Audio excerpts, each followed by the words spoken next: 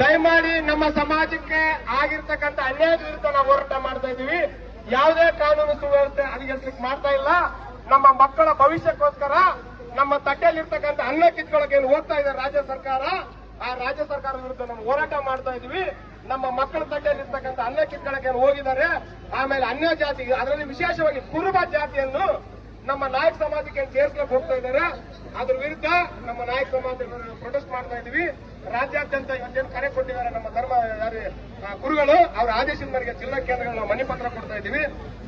ಇವರಿಗೆ ಮಾನ್ಯ ಸಿದ್ದರಾಮಯ್ಯ ಅವರೇ, ಮಾನ್ಯ ಮುಖ್ಯಮಂತ್ರಿಗಳು, ಕರ್ನಾಟಕ ಸರ್ಕಾರ, ವಿಧಾನಸೌಧ, ಸನ್ಮಾನ್ಯ ಜಿಲ್ಲಾಧಿಕಾರಿಗಳ ಮುಖಾಂತರ ವಿಜಯನಗರ ಜಿಲ್ಲೆ ಪರಿಶಿಷ್ಟ ಪಂಗಡಕ್ಕೆ ಕುರುಬ ಮತ್ತಿತರ ಸಮುದಾಯಗಳನ್ನು ಸೇರಿಸುವ ಕರ್ನಾಟಕ ರಾಜ್ಯ ಸರ್ಕಾರದ ನಡೆಯನ್ನು ವಿರೋಧಿಸಿ ಪರಿಶಿಷ್ಟ ಪಂಗಡದ ಹೆಸರಿನಲ್ಲಿ ನಕಲಿ ಜಾತಿ ಪ್ರಮಾಣ ಪತ್ರ ಪಡೆದವರ ವಿರುದ್ಧ ಕ್ರಮ ಈ ಸರ್ಕಾರ ತಕ್ಷಣ ಕೈಗೊಳ್ಳಬೇಕು.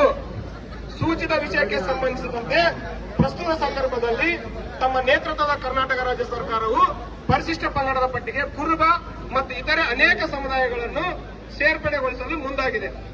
ಈ ಹಿನ್ನೆಲೆಯಲ್ಲಿ ಈಗಾಗಲೇ 50ಕ್ಕೂ ಹೆಚ್ಚು ಸಮುದಾಯಗಳು ಪರಿಶಿಷ್ಟ ಪಂಗಡದ ಮೀಸಲಾತಿ ಪಟ್ಟಿಯಲ್ಲಿದ್ದು ಅವರ ಶೈಕ್ಷಣಿಕ, ಆರ್ಥಿಕ ಮತ್ತು ಸಾಮಾಜಿಕ ಮತ್ತು ರಾಜಕೀಯವಾಗಿ ಅತ್ಯಂತ ಹಿಂದುಳಿದ ಅಲಕ್ಷಿತ ಸಮುದಾಯ ನಮ್ಮದಾಗಿದೆ.